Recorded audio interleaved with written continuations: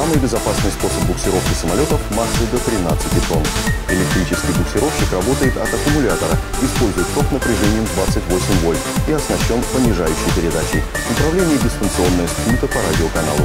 Агрегат подходит для самолетов как с носовой, так и с хвостовой опорой шасси и отличается уникальной маневренностью. Первый Heavy Duty Towbot уже используется в России.